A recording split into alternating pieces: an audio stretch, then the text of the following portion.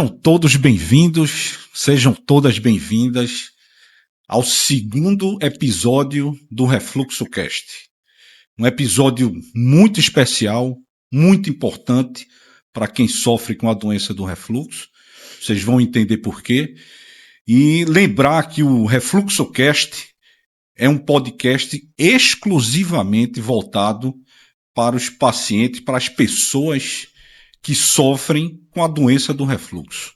Então, quando eu pensei em montar o podcast, quando eu idealizei esse podcast, eu tinha na cabeça e acho importante que o paciente, que a pessoa que me procura com a doença, ele possa ser ensinado, possa aprender, ele possa se empoderar em relação à doença do refluxo. Porque eu vejo com muita importância que o paciente tenha conhecimento sobre a própria doença e dessa forma ele vai poder argumentar melhor com o colega médico, ele vai poder saber o que significa a doença, quais os limites, quais as possíveis complicações. Então esse podcast é voltado exclusivamente para a doença do refluxo. Nesse episódio de hoje, o segundo episódio, nós vamos conversar sobre um tema que é fundamental, imprescindível na condução e no tratamento daqueles que sofrem com a doença do refluxo. Nós vamos falar sobre a importância da dieta, da nutrição nos pacientes com a doença do refluxo. E vou apresentar aqui para vocês a convidada de hoje, uma convidada especial, não é? E por quê? Porque ela é a nutricionista de todos os meus pacientes, para quem eu encaminho. É uma nutricionista diferente, que ela tem uma visão diferente sobre o paciente, uma visão mais holística, uma visão dos limites daquele paciente, das peculiaridades do paciente e, de certa forma, ela adequa as suas dietas para o paciente, uma coisa bem diferenciada. Então eu apresento aqui para vocês a doutora Maria Lúcia Araújo e ela vai dar as boas-vindas a todos. Olá, gente, sejam bem-vindos, né? Todos, todas. E a gente tem muita coisa legal para falar hoje, né? Acho que a nutrição é um pilar da doença do refluxo. Né? O paciente ele pode fazer todo tipo de tratamento medicamentoso, cirúrgico, mas se ele não mudar o estilo de vida e principalmente a alimentação, vai ser difícil aí controlar a doença. Eu vejo isso na minha rotina de consultório e eu acho que a gente tem muita coisa interessante para conversar hoje. Muito bom. Então, professora Maria Lúcia, né? Como todos os episódios, eu fiz isso no primeiro episódio e vou fazer agora, eu vou pedir para que você se apresente. Quem é a doutora Maria Lúcia? O que é que ela faz? A formação dela, no seu dia a dia. Então, dá uma pincelada aí e mostra quem você é, doutora Maria. Vamos lá, pessoal, eu sou nutricionista, formada pela Universidade Federal de Pernambuco, né, em 2004, faz tempo aí, 20 anos, né? E eu sou tanto da área acadêmica quanto da área clínica. Então, eu tenho essa base acadêmica, eu sou professora da Universidade Católica de Pernambuco, eu trabalho exatamente com as disciplinas da nutrição clínica, então, refluxo é uma coisa que eu abordo muito em sala de aula e levo sempre para os meus alunos essa vivência prática. Né? Então, eu sou especialista em nutrição clínica pelo Hospital das Clínicas, eu tenho mestrado e doutorado pelo Departamento de Nutrição lá da Federal, fiz um pós-doutorado em Educação Física e sempre o meu foco de trabalho foi obesidade. Né? Obesidade, todas as suas causas e consequências, digamos assim. E atualmente eu digo assim, há uns 4 anos eu entrei muito na nutrição comportamental. Né? Vou falar um pouquinho dela, inclusive, mais para frente. E estou atualmente fazendo 2 formações em nutrição comportamental. E eu tenho um consultório particular onde eu atendo há 11 anos, desde 2013. Né? E assim, o meu foco é muito a parte clínica. Então, eu atendo obesidade, todas as suas consequências, né? O refluxo é uma delas, inclusive. Eu atendo transtorno alimentar, eu atendo, enfim, a todas as doenças gástricas. Então, eu tenho muito esse foco clínico com abordagem comportamental, tá? Muito bom, né? É isso. Muito bom, muito bom. Então, pegando aí a tua deixa da questão da nutrição, afastando um pouco essa tua essa tua veia acadêmica, né, de Sim. professora de universidade, vindo para a parte de consultório médico, eu fiz um discreto checklist aqui de algumas coisas que eu achava interessante para a gente abordar. E aí vem para mim, antes da gente iniciar propriamente as temáticas do podcast, uma pergunta que eu tenho curiosidade.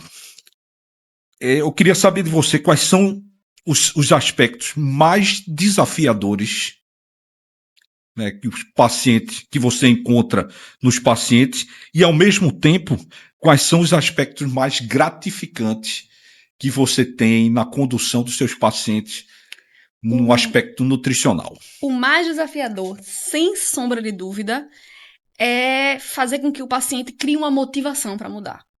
Então, a gente fala muito na nutrição comportamental em motivação extrínseca e intrínseca. A extrínseca é eu dizer a ele, ó, tu tem refluxo, tu precisa melhorar a tua alimentação. Então, a gente já sabe que o paciente, só com essa informação, ele não tem motivação para mudar. Então, é eu trabalhar com ele para ele criar uma motivação intrínseca, né? E a partir daí, ele desejar, ele conseguir mudar. Então, esse para mim é o maior desafio. É captar, como você disse no início, a peculiaridade de cada paciente. Tem paciente que é mais fácil, tem paciente que é mais acessível, que é mais aberto, que tá ali já naquele estágio de mudança mais fácil. Tem outros que são muito difíceis, então eu não posso simplesmente fazer aquela nutrição mandatória, de dizer, ó, você precisa retirar isso, o paciente sai assustado e nunca volta. Né? Então eu tenho muito essa abordagem, tanto com meus pacientes quanto em sala de aula. Eu sempre passo isso para meus alunos. E a questão mais gratificante é quando eu recebo mensagem ou até recebo de volta alguns pacientes no consultório que dizem: Maria, eu consegui melhorar minha qualidade de vida. Você conseguiu me convencer, me ajudar a comer de uma forma equilibrada e eu diminuir os sintomas dessa ou daquela patologia. Então eu acho que isso é o mais gratificante. Só que não é um trabalho pontual. Né? Então eu recebo muita gente que faz, uma consulta só vai resolver minha vida. Não, eu preciso de um acompanhamento com o paciente. Muito bom. Né? E muitos não entendem isso. Verdade.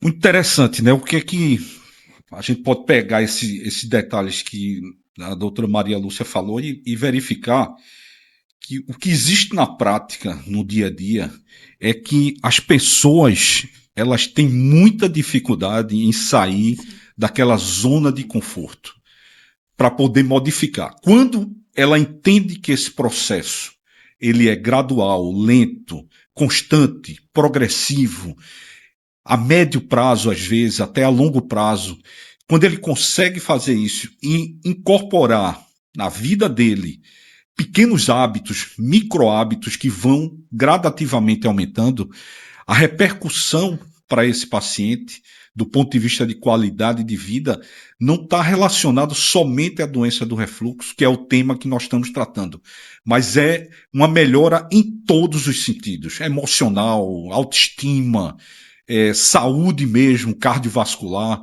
Então, essa é uma grande dificuldade que a gente tem notado. E eu dividi para a gente começar a conversar a respeito da doença, eu dividi o nosso podcast e a argumentação para a Maria em 4 que eu chamei de temáticas. A primeira temática, eu vou ler aqui para vocês, é a relação da alimentação com a doença do refluxo, com foco na obesidade.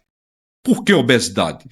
Vou pedir para a Maria falar alguma coisa a respeito disso, mas a obesidade hoje é uma pandemia, é uma coisa que é mundial, né, que atinge muita gente, pessoas que estão perto de você.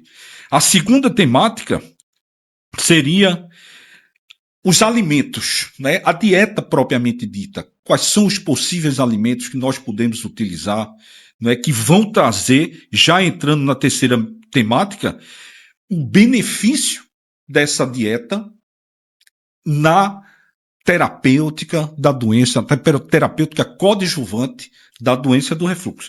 E finalizar, que eu vou perguntar a ela, se existe a melhor dieta para a abordagem no tratamento da doença do refluxo. Então, indo para a primeira temática e começando o nosso bate-papo, eu vou lhe perguntar e vou pedir para você falar alguma coisa a respeito da obesidade. na atualidade? O que é que representa isso na vida das pessoas?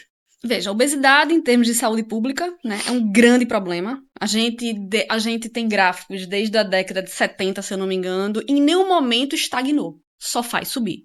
E a grande questão é, cada vez as pessoas fazem mais dieta, fazem mais exercício e a obesidade só aumenta. Né? Então, é um grande problema.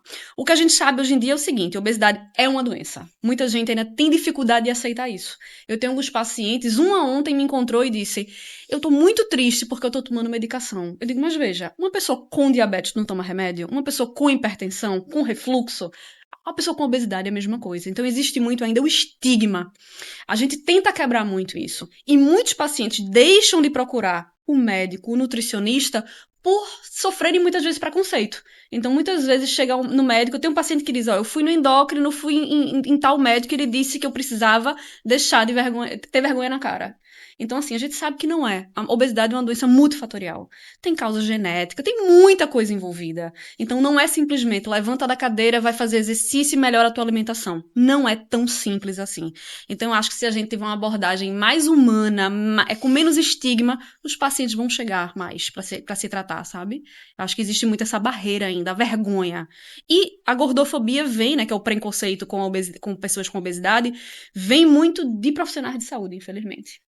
Uma coisa que a gente tem que mudar, que eu sempre trabalho isso com meus pacientes, que não é o obeso, é a pessoa com obesidade, né? Então, não é a gente resumir aquela pessoa à doença. Ele tem a doença, ele não é a doença. Então, acho que a gente começando dessa forma já ajuda muito, sabe? Então, a obesidade hoje é um grande problema. É um dos pacientes mais difíceis de a gente tratar.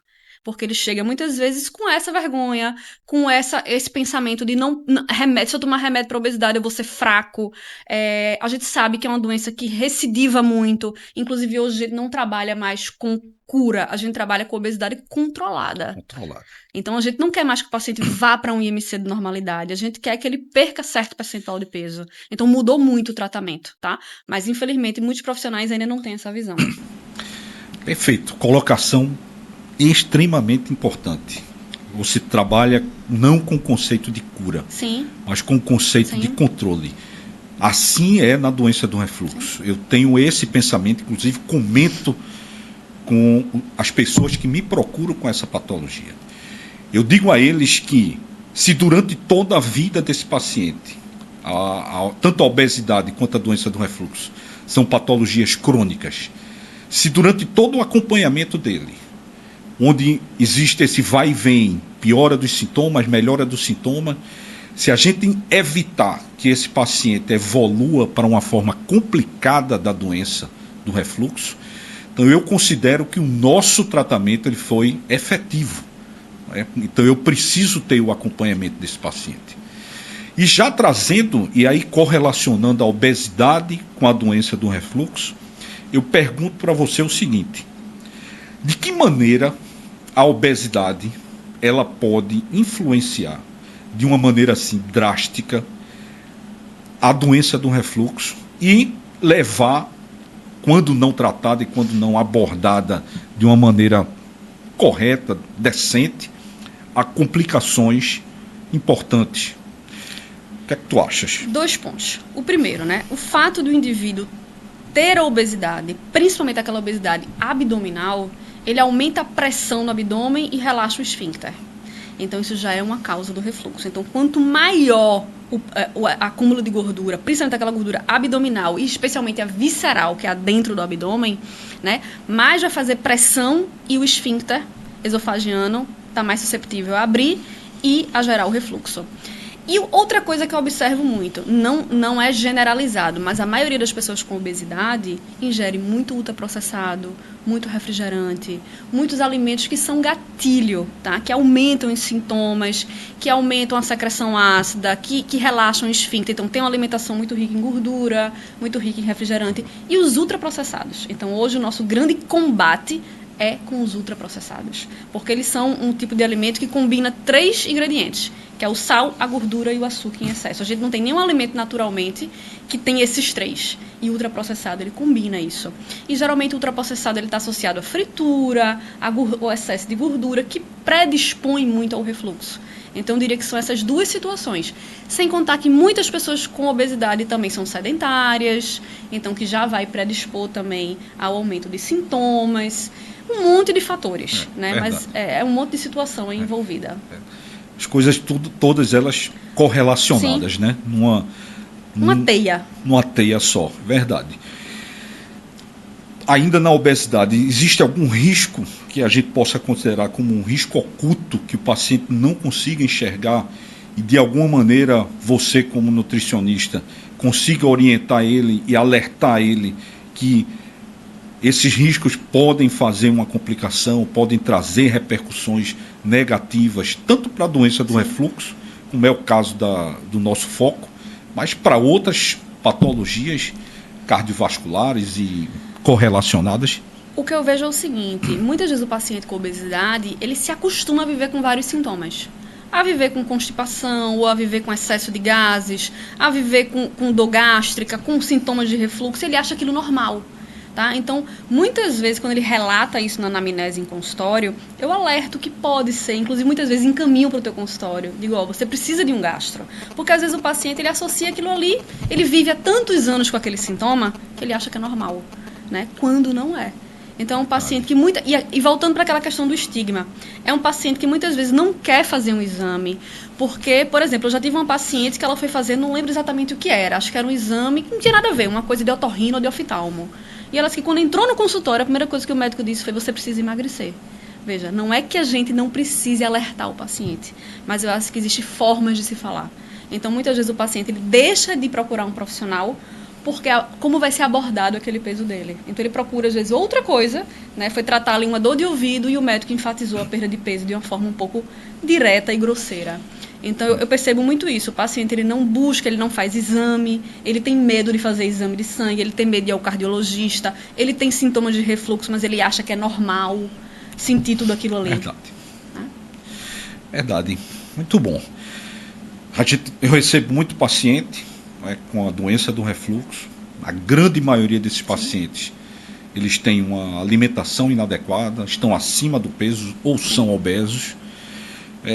Mas a gente nota que eles têm o desejo da melhora, eles têm o desejo de que eles passem para uma outra fase da vida, né? Que eles ganhem aquele espaço.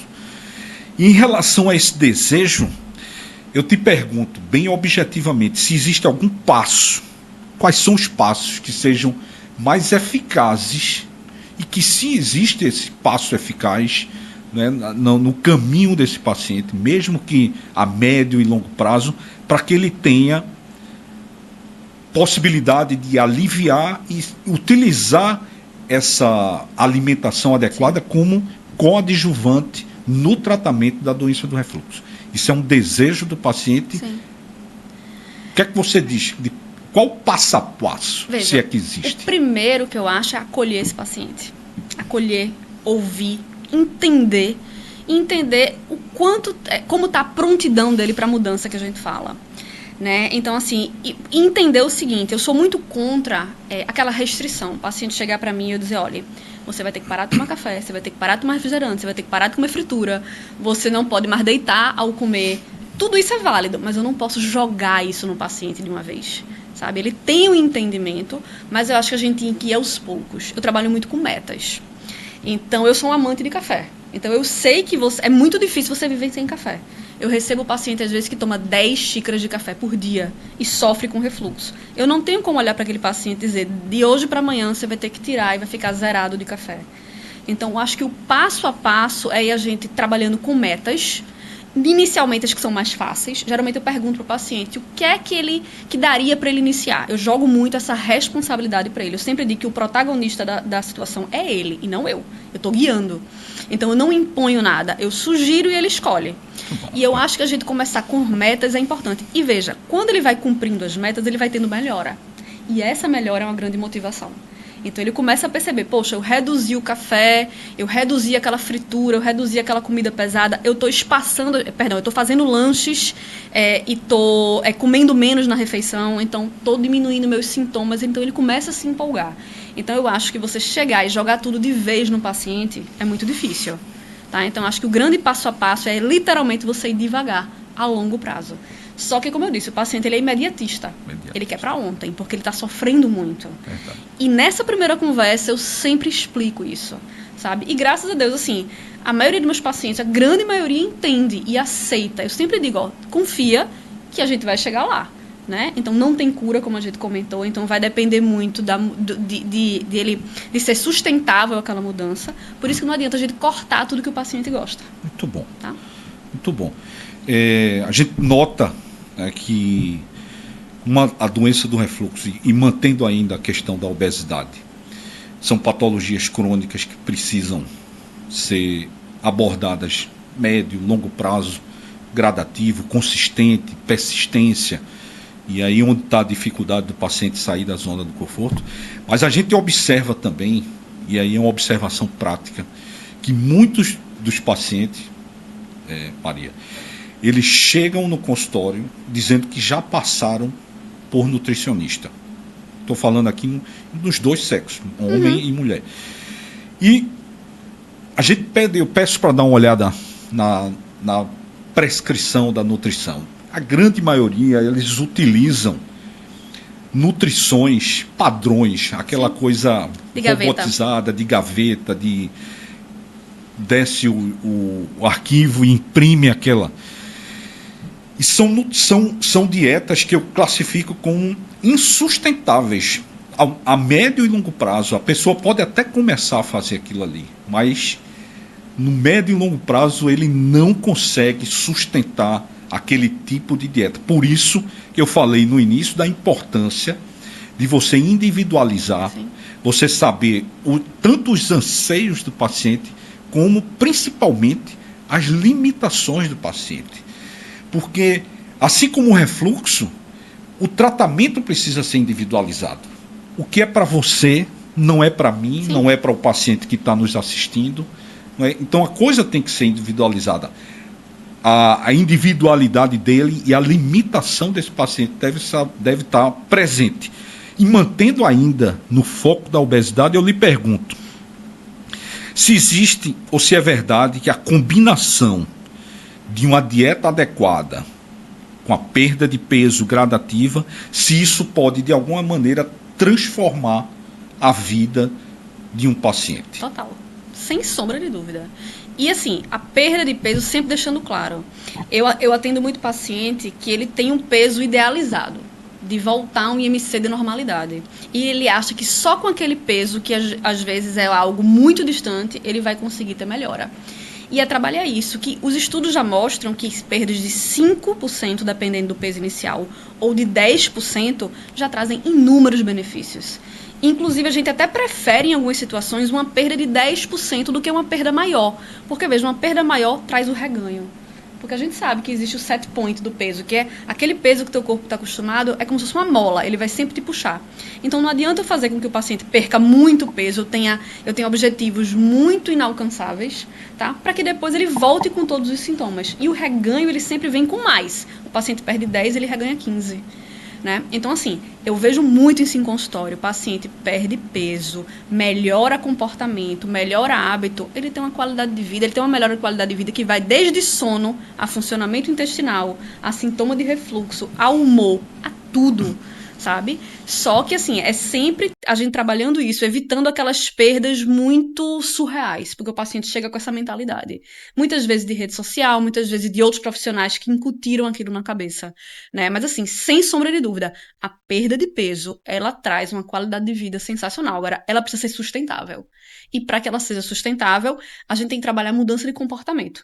Eu sempre falo no consultório, a perda de peso vem, mas primeiro vamos mudar o comportamento, porque o paciente quer o contrário. Ele quer primeiro perder peso e depois mudar comportamento, né? Então eu sempre digo, ó, vamos ter calma. Eu tenho um paciente que às vezes demora 2 meses para perder peso, mas essa perda é sustentável, né? E eu sempre digo, o nosso foco é melhora de qualidade. Às vezes eu recebo paciente que ainda não perdeu peso, veja que interessante, ainda não perdeu peso, mas já melhorou vários comportamentos e relata melhora de sintoma de refluxo, melhora de funcionamento intestinal, só por mudança de comportamento. Tá? Então, a mudança da alimentação, ela gera uma melhora grande e a perda de peso vem. tá? Com o tempo. Porque Verdade. é muito difícil perder peso. Já que a gente finalizando essa temática da obesidade, eu pesquei aqui na doutora Maria algumas coisas e resumidamente eu diria o seguinte, que você fazer uma alimentação adequada é muito maior do que apenas a questão estética. Então, é qualidade de vida. Uma coisa que ela falou aqui várias vezes, qualidade de vida. Então, lembrem disso, não é, quando vocês estiverem com a necessidade e a vontade de controlar o peso. Continuando aqui, a gente vai partir para a segunda temática que eu acho importante também, que é os alimentos, né? A dieta propriamente dita. E aí vem o primeiro questionamento que eu faço para você. Objetivamente, quais alimentos comuns podem estar piorando silenciosamente o refluxo dos pacientes e levando a potenciais complicações? Existem, de fato, esses alimentos? Sim. Por exemplo, café, gordura, fritura, condimentos, refrigerante. Isso é uma realidade? Sim, é uma realidade e a gente tem vários artigos, vários capítulos de livro. Inclusive, hoje eu disse, vou dar uma olhada aqui. Peguei meu arsenal de livro lá de nutrição clínica, fui rever. Artigos também, então eles são enfáticos. Qual é o grupo de alimentos? Café, tá? Café tá ali no top. Chocolate, não só pela cafeína do chocolate, mas pela teobromina, que é uma substância, e pela gordura. Tá? Então, o chocolate é um alimento que tem muita gordura, tanto ao leite quanto ao amargo. São gorduras diferentes, mas tem. Então, alimentos gordurosos, as frituras, eu diria também assim, uma feijoada, uma coisa muito pesada. Que mais? As bebidas gaseificadas, então refrigerante, água com gás, enfim, são alimentos também muito relacionados, tá? E quando a pessoa já tem um certo incômodo que pode aumentar, é o tomate, o molho de tomate principalmente, as frutas cítricas, tá? Mas eu diria que assim... Bebidas alcoólicas. Isso, a bebida alcoólica, tá? Não é um alimento, mas também precisa ser muito evitado o cigarro, que exacerba muito os sintomas. Então, assim, eu diria que toda a literatura sempre traz esse grupo aí de substâncias, né, ou alimentos que realmente exacerbam o sintoma. E precisam ser, se não evitados totalmente, reduzidos. Porque nem sempre a gente consegue fazer com que o paciente retire aquilo ali. Absolutamente, né? Tudo, né? E eu sempre deixo isso claro. Vamos tentar, vamos ver até onde ele consegue. Porque não adianta ele tirar e depois voltar com tudo. Tá? Principalmente a cafeína, que a gente sabe que a cafeína vicia. É difícil. Verdade. Tá? Aproveitando essa deixa já, antes da gente progredir aqui, em relação à cafeína. Eu atendi hoje no consultório alguns pacientes e perguntas extremamente comuns. Doutor, eu posso, em vez de fazer o café, tomar o café descafeinado? E aí eu lhe pergunto, para que eles fiquem sabendo, existe diferença? É possível eles abordarem esse tipo de conduta? Existe, mas eu sempre gosto de deixar claro o seguinte, não é só a cafeína, tá? A gente tem outras substâncias no café que também podem exacerbar os sintomas. Então, assim, o descafeinado, ele não tem a cafeína. Ajuda, mas eu não gosto de dizer ao paciente tome, porque o paciente pega e começa a tomar 2 litros de café descafeinado, tá? Então eu sempre gosto de dizer, cautela. Até porque, assim, muitos pacientes dizem que vão tomar o descafeinado, mas, por exemplo, eu não gosto de café descafeinado, eu acho que eu prefiro não tomar. Então eu sempre explico ao paciente que não é para tomar à vontade, né? Porque não é só a cafeína, tá? Então isso é uma pergunta muito importante, todos chegam perguntando isso. Outra questão, tem muitos chás também que tem cafeína. Eu recebo paciente que diz, eu deixei de tomar café, mas estou tomando chá verde o dia inteiro. Tá? Chá verde tem cafeína, chá preto tem cafeína. Então tem que ter muito cuidado com isso. Tá? Porque também tem essa substância estimulante. Então significa que da mesma maneira que a gente orienta aqui, se o paciente ele não consegue deixar por completo o café, que ele diminua... Sim. O raciocínio é semelhante em relação ao café descafeinado. Outra coisa que ele pode fazer também, que eu faço muito para mim, por exemplo, uma dose de expresso, ela tem muito mais cafeína, é muito mais concentrada do que um café filtrado, né? O café coado. Então, se eu tenho um paciente que é viciado naquelas máquinas de café expresso, tem ali no escritório, tem em casa e tomo o dia Sim. inteiro. Então, a primeira mudança que eu peço é passar para o café coado, né? Então, colocar ele mais fraco, muitas vezes misturar com leite. Então, eu peço algumas modificações, mas essa do descafeinado é bem importante, porque eu já recebi muita gente assim, eu tomo descafeinado, mas tomo o dia inteiro. Então, não ajuda tanto. Não. Serve também como gatilho, né? Sim. Mas vamos lá, vamos progredir nessa temática que é a questão da alimentação. E aí, pensando no desejo do paciente, eu lhe faço a seguinte pergunta. Você tem guardado na sua manga para oferecer aos pacientes que sofrem com a doença do refluxo e lhe procuram, se existe algum segredo alimentar que ajude a aliviar os pacientes que têm sintomas relacionados com a doença do refluxo de uma maneira mais rápida, ele faça aquilo ali e de alguma maneira ele... Existe essa possibilidade ou... Existe. O que é que eu vejo muito em paciente com refluxo? Eu sempre brinco. Geralmente são pacientes que gostam muito de café, gostam muito de bebida alcoólica, gostam muito de não fazer lanche, de comer grandes refeições volumosas e gostam de deitar após comer. Então eu digo que uma simples mudança de fracionar mais as refeições, inserir lanche, para que o volume da refeição seja menor, diminuir a gordura, não necessariamente aquela comida sem graça, tá? Mas diminuir a gordura. Tem muita gente que é fritura no dia a dia, enfim. Então diminuir isso aí, evitar se deitar após a refeição, tá? Quando eu digo deitar, não é necessariamente dormir, assistir uma televisão deitado, enfim. Sim. E diminuir o café, acho que já ajuda bastante. A gente já vê uma melhora grande, tá? Então veja aí o pessoal amante do café, então, parcimônia, tranquilidade, bom senso na utilização do café, porque o café ele é tão agressivo quanto a bebida alcoólica, quanto outra bebida que seja gatilho para os pacientes da doença do refluxo. Ainda continuando a respeito do desejo, eu lhe pergunto o seguinte: uma mudança simples que o paciente, às vezes o paciente chega no consultório e diz: doutor, olha, eu quero fazer dieta, eu quero emagrecer, eu quero melhorar o meu refluxo, mas eu não quero tirar todas as coisas que eu gosto. Então, existe alguma coisa mais simples, afastando a questão do café, que ele pode fazer para que ele tenha uma melhora na sintomatologia de uma forma, entre aspas, assim, um pouco mais rápida? Existe essa possibilidade? Fracionar a refeição. Porque, assim, muita gente que eu atendo não tem o hábito de lanche. Tá? Então, a importância do lanche para o paciente com refluxo é exatamente isso, é diminuir o volume das principais refeições. Porque se ele chega com muita fome no almoço, ele vai fazer um prato gigante. Né? Aquilo ali vai distender o estômago, vai ficar mais propenso ao refluxo. Então, eu acho que isso aí, se ele ainda não está aberto a tanta mudança, essa mudança é importante. Mas aí eu ouço muita dificuldade. Eu não vou me lembrar. Vamos trabalhar com alarme no celular. Tá, eu sempre digo, bota um alarmezinho, uma semana você vai estar habituado e vai começar a fazer o lanche. Não precisa ser nada de outro mundo. Um lanchezinho que vai segurar um pouco a tua fome para a próxima refeição. Eu acho que isso já ajuda muito. Interessantíssima essa colocação. No primeiro episódio da doença do Refluxo Cast, o colega que estava na minha... ele fez uma analogia muito interessante.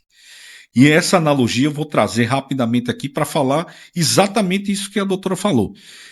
Fracionamento das refeições. O que é fracionar a refeição? É ao invés de você chegar na hora do almoço, comer um prato avantajado porque está com muita fome, você diminui aquela quantidade de alimento e espaça, em vez de comer café, almoço e jantar, você espaça para de 3 em 3 horas colocar alguma coisa numa menor quantidade. Isso é fracionar a refeição. E qual foi a analogia que o colega trouxe para cá? Foi muito interessante. A gente sabe que o refluxo está muito relacionado com a transição esôfago-gástrica. Existe uma região ali, que é o esfíncter esofágico inferior. Nos pacientes que têm refluxo, esse esfíncter, às vezes, na grande maioria das vezes, ele funciona de uma maneira inadequada. Então aquilo ali é como se fosse uma tampa que impede que o líquido que está no estômago, o alimento, ele tenha um fluxo contrário ao fluxo normal, ou seja, ele tem um refluxo. E ele fez a analogia que ele utilizou, o exemplo foi um liquidificador. Vamos imaginar um liquidificador que tem uma tampa ruim. Ou então você vai fazer uma vitamina sem a tampa. Se você tem naquele liquidificador uma grande quantidade de líquido, vai esparramar líquido por todo canto. E mesmo que ele esteja com a tampa, vai esparramar de todo jeito. Mas se você, naquele liquidificador, botar uma quantidade pequena, mesmo que ele esteja com a tampa ruim ou sem tampa, a quantidade de alimento e de coisa que vai sair do liquidificador, a probabilidade é muito pequena. Então traz isso para o teu fracionamento das refeições. O teu estômago é o liquidificador. Se você faz uma refeição mais leve, com a quantidade de alimento menor, a possibilidade desse líquido que está no estômago refluir para o esôfago é menor, mesmo que você tenha a tampa, ou seja, o esfíncter esofágico inferior, ruim. Então, pense nesse detalhe. Analogia perfeita essa. Não é verdade? Ele ainda fez uma outra coisa. Ele disse: vamos colocar um liquidificador deitado. Eita! E aí ele fala da outra coisa que você falou, Sim, que foi sim. não se alimentar. Sim. Né? Se você coloca o liquidificador deitado, mas você coloca uma quantidade pequena, Ligou, vai voar tudo. vai voar tudo. Mas se você tiver, isso for uma quantidade normal, se você colocar uma quantidade pequena, mesmo que ele esteja inclinado, a quantidade que vai sair é menor.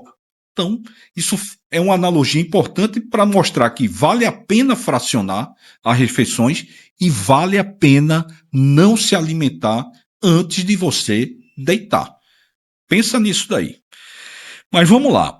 A gente vai para a terceira temática agora, que ela relaciona o benefício da dieta adequada vezes, ou seja, contra a rigorosidade da dieta. A rigorosidade da dieta foi aquilo que a gente falou. Dietas pré-formadas para todo mundo, independente de quem vai procurar. Essa rigorosidade, eu imagino que seja uma coisa insustentável no seu dia a dia. O que é que você acha disso aí, dessas dietas extremamente rigorosas, se há fidelidade do paciente nessas dietas a médio prazo, por exemplo? Nesse tempo todo de atendimento em consultório, hoje eu posso dizer que eu tenho uma plena certeza que se você ser rígido, não funciona. Então, seja qual for a patologia, não funciona. Então, não adianta eu tirar tudo de um paciente. Ele aguenta por um tempo. Depois de um tempo, ele não tolera. Então, é a gente explicar, a gente fazer jogo com o paciente, a gente fazer... É sempre que eu digo, o que é mais difícil para você? Então, é mais difícil diminuir o café? Então, vamos começar fazendo de outra forma? Vamos começar com outros alimentos? Então, muitos nutricionistas, infelizmente, ainda pensam que precisa ser aquela coisa perfeita. Todas aquelas recomendações que a gente vê em livro. Vou ticar todas e vou dar o ok em todas no plano alimentar do paciente. Mas isso não funciona, tá? Então, a gente tem que entender... Com alguns pacientes, talvez sim, mas a grande maioria não. Então, eu acho que é dando passinhos mais curtos, mais devagar, que a gente vai alcançar aí.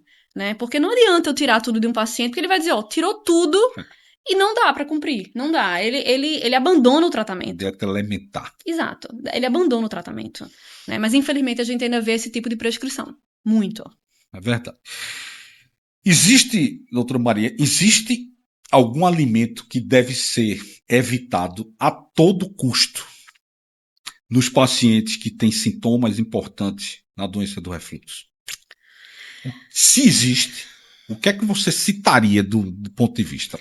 Inclusive para ver se coincide com o que eu coloco para os pacientes. Olha, eu vou fazer até uma analogia agora também. Eu trabalho muito com paciente com diabetes. E eu diria que nem no diabetes o açúcar é terminantemente proibido. Sabe? Então, assim, eu não gosto nem de dizer ao paciente com diabetes que ele pode, porque ele interpreta que pode sempre. Mas eu não diria que é terminantemente proibido. E eu vou levar isso pro refluxo. Terminante proibido, eu diria que nenhum. Eu diria que assim, a gente deve evitar. Mas assim, proibidíssimo, não. Porque eu acho que talvez isso não funcione. Porque assim, o proibido, ele gera aquela coisa do eu quero provar, eu quero testar. Então, cada vez mais, como eu falei, eu entendo que o terminante proibido não funciona. Não funciona. Principalmente se o paciente tiver obesidade. Aí é que não funciona mesmo. Então eu diria que assim, tem uns que a gente sugere que evite ao máximo, que não, eu sempre digo assim, que existe alimento de rotina e alimento de exceção. Então que esse alimento virasse uma exceção, então por exemplo, eu sempre digo uma combinação trash para um paciente com refluxo, uma feijoada com uma caipirinha, depois uma sobremesa bem cheia de açúcar para distender bastante aquele abdômen, produzir gases e deixar ele incomodado, uma lapadinha de cana e um café expresso no final. Então eu diria que isso aí realmente, essa combinação é terminantemente proibida. Explosiva. Explosiva, né? Mas assim, um desses muito eventualmente talvez não fosse tão explosivo. Pelo menos essa é a minha visão. Tá? Perfeito. Chegou uma pergunta aqui na audiência, a nossa audiência está muito boa. Chegou uma pergunta muito interessante que eu queria colocar para você.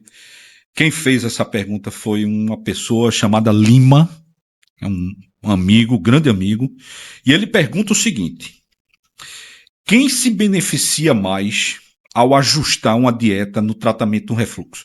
E se existem grupos específicos de pacientes que você trata que devem prestar mais atenção à alimentação para tentar controlar não somente os sintomas do refluxo, mas como outras patologias? Uma pergunta muito importante. Deixa eu ver se eu entendi.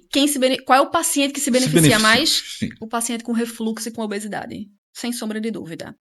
Um paciente também que eu recebo muito em consultório, que aí é difícil, é o paciente que tem transtorno da compulsão alimentar. Porque aquela história de comer fracionado para esse paciente não existe. Ele até fraciona, mas em grandes porções. Né? No episódio de compulsão, ele consegue comer uma quantidade de comida muito grande.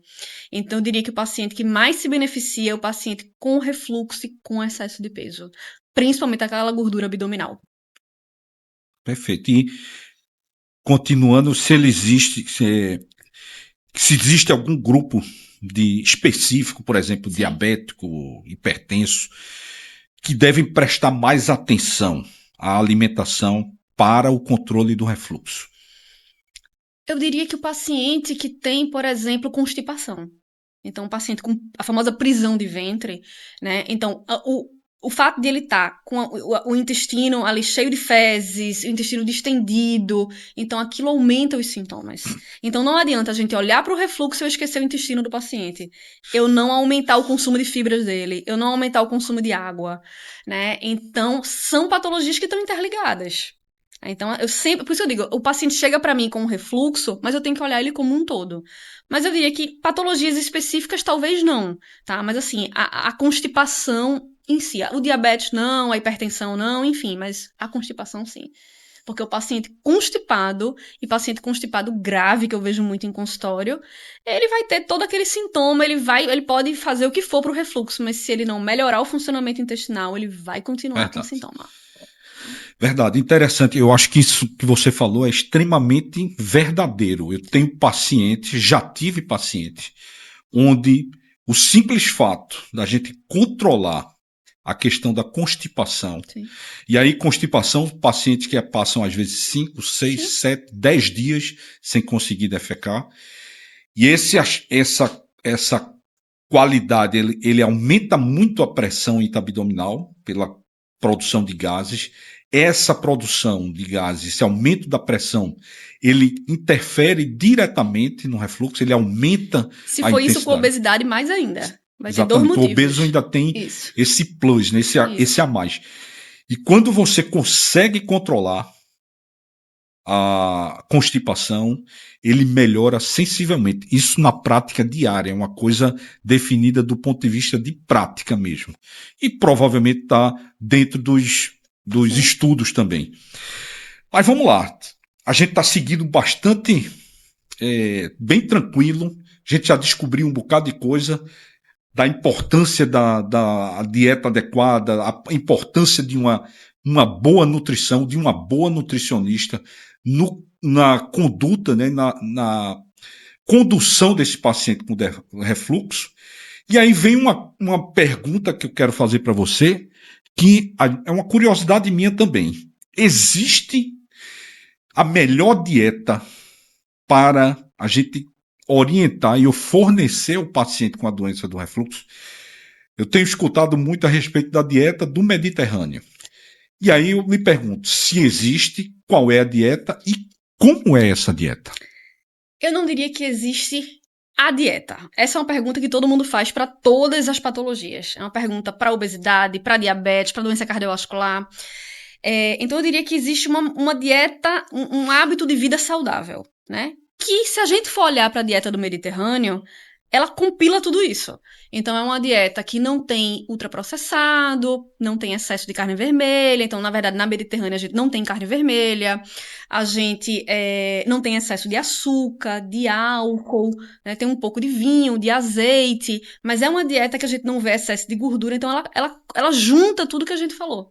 Então, ela é uma dieta mais fracionada. Então, a dieta do Mediterrâneo, inclusive, ela tem vários estudos mostrando para obesidade, para diabetes, para doença cardiovascular, para doenças intestinais, muita coisa. A dieta do Mediterrâneo, inicialmente, ela foi proposta para o paciente cardiovascular, não foi isso? Para doença cardiovascular, mas hoje a gente já tem artigo para muita coisa, tá? Para doença inflamatória intestinal, para um monte de coisa. Doença diverticular. Então, assim, mas se a gente for olhar o que é que ela tem de especial? Na verdade, ela é uma dieta mais saudável.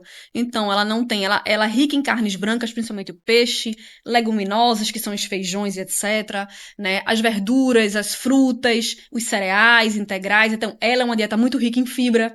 Então, ela não tem nada especial. Ela não é baixa em carboidrato, ela não tem nada de diferente da moda, digamos assim, né? Então, assim, essa pergunta é uma pergunta de ouro para várias patologias. Inclusive, tem vários artigos que o título chamativo é exatamente esse. Existe uma dieta para tal patologia, uma dieta que seja a melhor?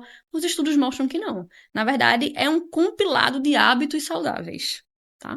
Entendi. É a junção de algumas coisas. E que seja sustentável, porque não adianta ter a dieta perfeita essa era e não ser sustentável, era tá? a minha próxima pergunta. A dieta do Mediterrâneo, ela é sustentável?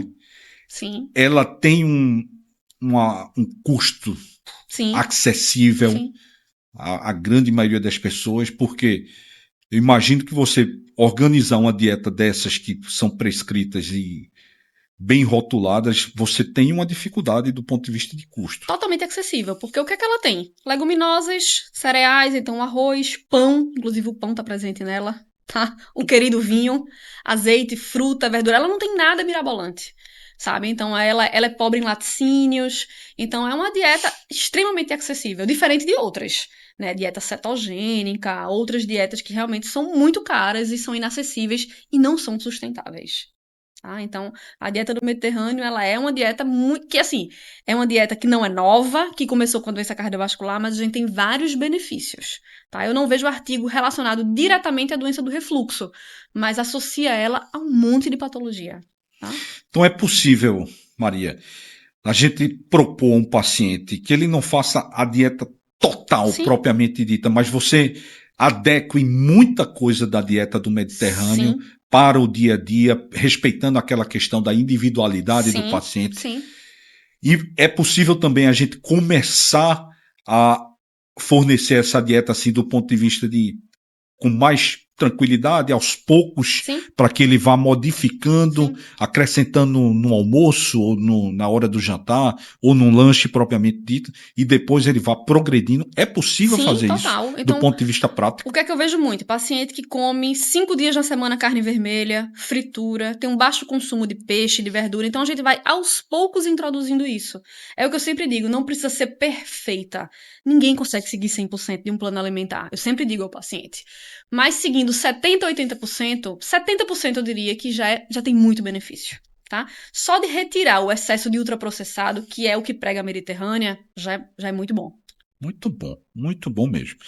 Eu vou voltar um pouquinho, porque eu me lembrei de um detalhe que a gente tinha comentado a respeito de quais os alimentos que devem ser evitados a todo custo, né? E que o paciente... O que eu vejo na prática é que muitas vezes o próprio paciente, ele sabe qual é a comida, o líquido, o alimento que desencadeia crises. E isso é extremamente variável.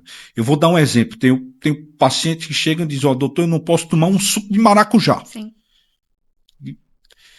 Eu não posso comer um pão francês, que eu tenho questão Sim. azia. E é muito importante a gente ouvir isso do paciente, acolher isso, né? Porque às vezes é um alimento que não está relatado na literatura, mas o paciente fala, então é muito importante, né? Mas outra coisa importante também, que eu vejo muito assim, o paciente diz, quando eu como feijão, exacerba meu refluxo. Talvez seja porque o feijão distenda o abdômen, né? E, consequentemente, aumente a pressão e ele tem um refluxo. Então, assim, é sempre importante a gente olhar como um todo. Mas ouvir isso do paciente é fundamental, tá? Porque geralmente eles têm isso. Eu já vi um paciente dizendo assim, uma bolacha creme cracker da marca tal me deixa mal, mas da outra marca não me deixa. Então, ok, vamos acolher aquilo ali. E vamos afastar aquele tipo de alimento, né, que causa o sintoma no paciente, né? Isso é muito importante. Independente da dieta que ele vai seguir. Isso. Outra coisa que a gente não tocou aqui, que eu esqueci, foi a gente falando da refeição volumosa, retirar o líquido. Né? Aquela mesma lógica do liquidificador. Se eu bebo uma caneca dessa de suco no almoço ou até de água, eu vou aumentar a quantidade, né, de alimento líquido que tem no meu estômago. A lógica do liquidificador. Tá? Que inclusive eu vou usar em consultório agora essa analogia. Muito boa essa analogia. Interessante. Então vocês vejam o seguinte, a gente já passamos aí um tempão conversando. Tem muito assunto para a gente, tem muita dúvida, muita coisa, né? A doença do refluxo é uma doença também que eu considero multidisciplinar, onde você tem o gastroenterologista, muito importante, você tem a nutricionista, extremamente importante, você tem o educador físico, que vai utilizar de determinados exercícios que facilitem, não prejudiquem, não aumentem a possibilidade do refluxo. E você tem outros profissionais envolvidos, às vezes até um acompanhamento psicológico do paciente, que a gente hoje em dia valoriza muito essa questão emocional, essa situação do eixo cérebro-intestino, valorizamos bastante isso. E aí, já estamos caminhando aqui para o final do nosso podcast, desse episódio. Vou lhe fazer a última pergunta e depois pedir para que você coloque onde é que as pessoas podem lhe encontrar. Sim. Estão as tuas redes sociais, a questão do consultório, é uma coisa que vale a pena. Então a pergunta final é o seguinte: qual é o papel da nutricionista na gestão dos sintomas do refluxo? Ajudar o paciente na mudança de hábito. E não só, é o que eu sempre digo, não só a comida em si, o alimento em si, mas de tudo, de hábito, de rotina. Então, às vezes, o paciente... Outra coisa importante, o paciente ele come muito rápido, ele não come com atenção plena. Então, eu tô falando de hábitos do cotidiano, evitar comer em frente às telas, porque se ele come muito rápido, ele termina comendo mais do que deveria. Então, nosso papel é esse, é guiar o paciente nessa mudança de hábito. E não uma coisa de imprimir um plano alimentar, entregar e dizer, evita um monte de coisa, isso aqui e tchau. Então, é você entender o que é mais difícil para ele, o que é mais fácil, acolher e ver como é que aquele paciente, como é que vai o ritmo dele. E sempre pontuando as melhoras, né? Eu acho que esse é o nosso papel. E a gente é visto, né, o nutricionista, como aquele que proíbe tudo. Eu acho que as pessoas têm que tirar essa imagem, né? Então a gente não é aquela pessoa que vai mandar você cortar tudo que você gosta. Às vezes eu recebo paciente que diz, mas você vai tirar tudo que eu gosto. Eu evitei vir por causa disso, eu relutei em vir por causa disso, né? Então não tenham esse estigma, não pensem dessa forma. O nutricionista não é isso, tá? A gente vai ajudar nessa mudança. Perfeito. Então a gente está terminando aqui esse episódio muito importante, com muitas informações. Esse é o propósito desse podcast, o Refluxo Cast, que tem a função de levar para você que tem a doença do refluxo, que sofre, informação, conhecimento, empoderamento, para que você cresça, entenda e possa tratar o seu refluxo de uma maneira mais eficaz. Lembrando que a doença do refluxo é uma doença multidisciplinar. Ela precisa de vários coadjuvantes para que a gente tenha uma eficácia muito grande e um êxito muito grande na condução da doença do refluxo. Então, fica esse ensinamento, um agradecimento à doutora Maria. E agora eu peço para que ela diga quais são as redes sociais, onde é que as pessoas podem te encontrar e se beneficiar do teu conhecimento, da tua prática e da tua ajuda na condução não somente da doença do refluxo, mas como de várias patologias. Vamos lá, meu Instagram é Maria Lúcia Araújo Nutri, tá? Eu atendo no Empresarial Padre Roma, lá no bairro da Tamarineira. E aí as pessoas podem me encontrar dessa forma. Lá no meu Instagram tem o meu contato, tem minha forma de atendimento, os horários, tudo bem explicado, tá? E lá eu posto também muita coisa legal em relação a todos esses temas que eu trabalho, inclusive o refluxo. Muito bom. Então, estamos finalizando esse segundo episódio. Um abraço a todos e muito obrigado.